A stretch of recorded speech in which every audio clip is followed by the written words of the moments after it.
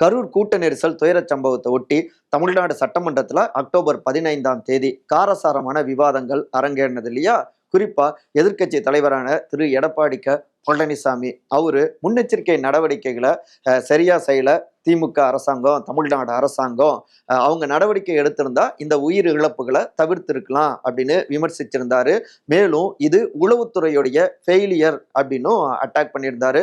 முதலமைச்சர் அதிக அளவுல பாதுகாப்புலாம் நாங்க கொடுத்திருந்தோம் அப்படின்னா சொல்றாரு. ஆனா தொலைக்காட்சியை பார்த்தோம்னா அப்படிலாம் காவல்துறை பாதுகாப்பு கொடுத்த மாதிரி தெரியலிங்க டிவிகே கரூர் மீட்டிங்க்கு அப்படின்னு நான் ஸ்டாப் அட்டாக்குங்க.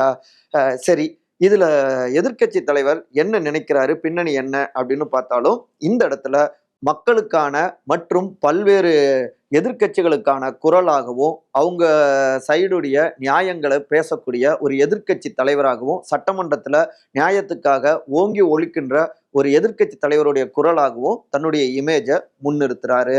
அடுத்து திரு விஜய்க்கான நியாயங்களை சட்டமன்றத்துல பேசியதன் மூலமாக அவருடைய குரலாகவும், இன்னொரு பக்கம் அதிமுக தவேக கூட்டணி அது கூடுதலாக ஸ்ட்ராங் ஆகும், விரைவில் அந்த கூட்டணி அமைஞ்சிரும், அதுலேயும் ஸ்கோர் பண்ணிக்கலாம் அப்படின்னு ஒரு கணக்கு.